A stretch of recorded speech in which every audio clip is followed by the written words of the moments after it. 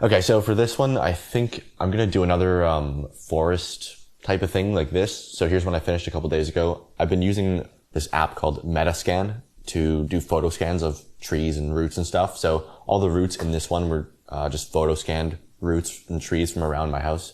So I have those assets in my library, so I'm gonna use those again and just do something with a bit of maybe a darker vibe, maybe a bit cooler, something a little warm. So we'll see how that turns out. I don't really have any other references. I've mentioned a lot that you should use references, but sometimes it's fun to just not do that. So we're just going to go and see what happens. One thing in this one is that all the leaves on the trees around like here and around the edges, those are from Botanic, but I can't give away the blend file if I use those trees. So I'm just going to make one, using what's it called? Sapling tree gen. So we'll just make a basic one. It doesn't need to be crazy good. It just needs to be some kind of like cluster of leaves basically to fill out the empty space. And then yeah, the main thing will just be these roots and water and lighting, and yeah, we'll just see where it goes. I don't know. I'm not sure what it's going to look like yet exactly, but something like this, but darker-ish is what I'm aiming for. So let's just jump in here and see what happens. So I think the first thing I should do is just open up the asset browser. If you want to toggle between the shader editor, asset browser, UV editor really quick, you just click the menu here. The underlined letter on any of these is what you press to access it quickly. So if you want to go to the asset browser, you just press A. So you just click this. For shader editor, it's S, so S, A. That's how I'm toggling back and forth between these pretty fast. Okay, so let's go to my photo scans. You'll have access to all of the photo scans I use in this blend file. Okay, so I guess I should just show you some of the scans I have. So again, I took this using an app on my phone called Metascan. I think it's only on iPhone you can get it. But it looks like this. So it, for scanning something on your phone, it turned out pretty well. It's a decent amount of detail, and it all like turned out to be pretty clean. So I'm gonna use this, maybe some other ones like this. So with scans like this, you don't get the branches, obviously it's cut off there. But I think this will be good enough to build like just a nice little environment around, and then we can use whatever tree I make, using the tree gen add-on. I'll show you how to do that. Just a simple tree to just fill out all the empty space and add some nice leaves and vegetation. So yeah, let's just move these around and start making something and just see what happens. So let's go solid here, rendered here. I like to just keep this nice and small in the corner. And then I'm not really sure where to start, but I think I've already got a camera here. So let's just go to 24 millimeters to start off. It's always a nice starting point. And let's just rotate it. So it's like, I want the horizon line to be in like the bottom third-ish of the frame. So we're going to be looking, it's going to be a similar composition to the last one. We're kind of looking a little bit upwards. This is 1 meter off the ground. That's just my default location for the camera. So I can move this around, but I'll just leave it here for now because I'm not sure what this is going to look like yet. But and the lighting also I'll change later. But for now, let's just move these around and just create some kind of cool type of environment or thing. Yeah. So I want like really massive, giant, intricate roots all over the place, kind of like the last one I did. So let's start with that. I might actually delete the plane and just let the base part of these kind of form a starting point for the bottom of the terrain. And then I can always cover it up later with a nicer texture or something else. So it doesn't matter if it's janky right now, it just needs to have the rough shape that I'm looking for, which is kind of like a ravine, enclosed forest thing. I don't know. So this is quite messy right now, but I think it's going to be cool once I get, once I figure out the placement of things, once I get some lighting in, and then, add in some of those trees that I'm going to make, or the one tree I'm going to make, to just add some nice vegetation.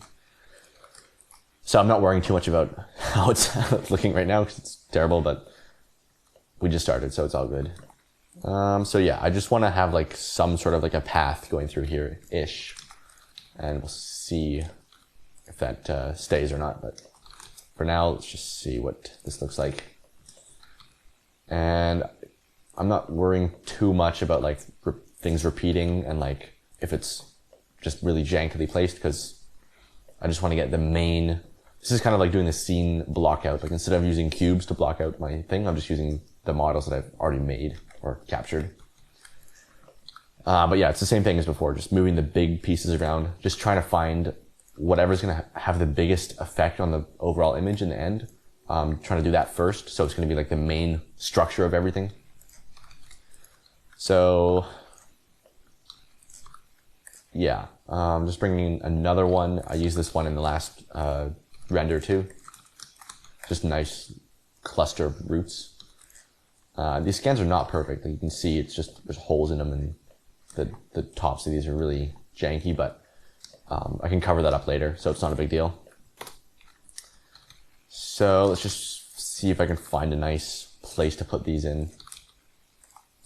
But when I started out in Blender, I never knew like the correct way to like place things, and like I didn't know if it was the proper way to like just have a bunch of overlapping models like this, where you just kind of chuck these pieces together and like have them like overlap and intersect with each other.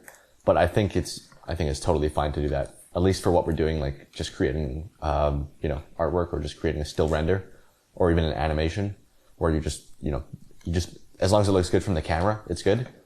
This is totally a fine strategy. Just like having all this craziness intersecting like this, totally fine for what we're doing.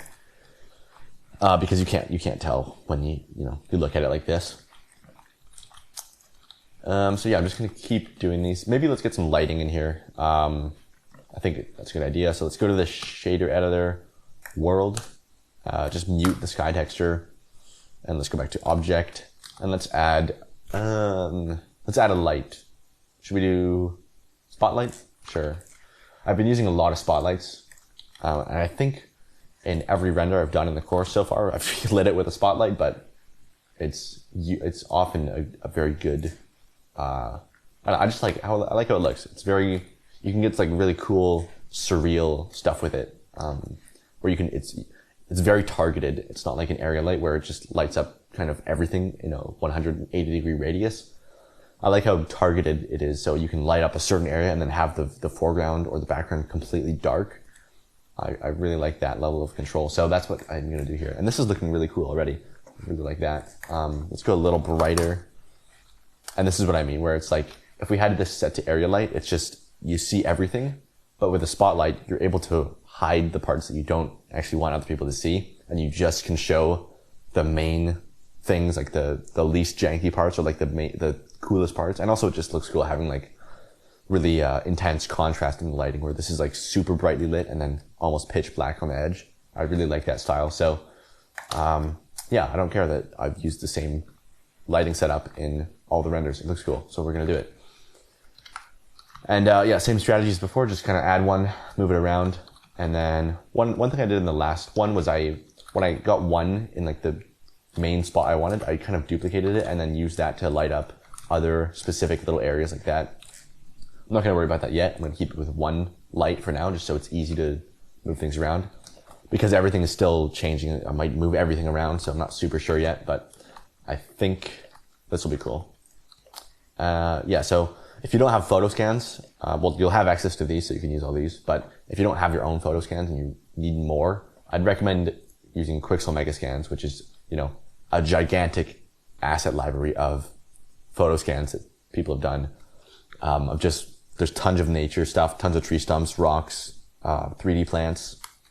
So would highly recommend that if you don't have your own photo scans, especially, but yeah, use whatever you want. Okay, so let's just keep duplicating some of these.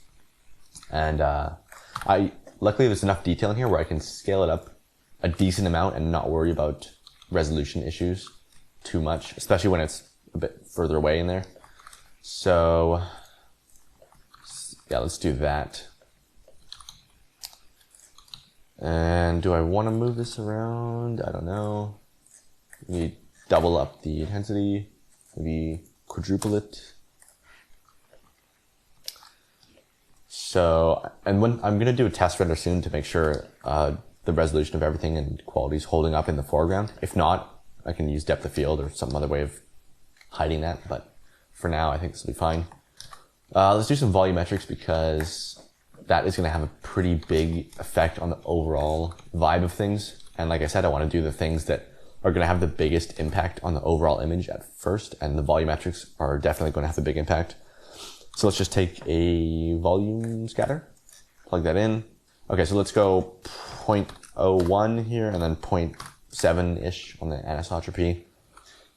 And display that as bounds using my, just again, added the, if you go visibility, display it as changes to bounds. That's what that's doing.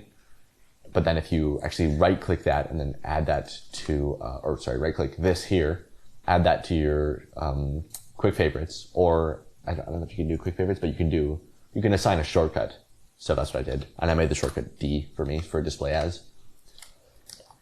So I always do that with the volumetrics, get it out of the way. Okay, so I need to move this around. It might be fine there if I use like some other trees or plants to cover up where this originates from, but I obviously don't want to be able to see just a floating cone of like where the light's coming from. So I'll try and get that out of the way as much as possible. Either by moving the light or moving the camera around might work. And there's plenty of ways to light this. Like I could use emission, or like emissive surfaces. I could use a point light in the middle or something, or put it off to the side, or even sunlight might work, depending on how detailed I want to make it. But for now, I'm just going to leave it there-ish.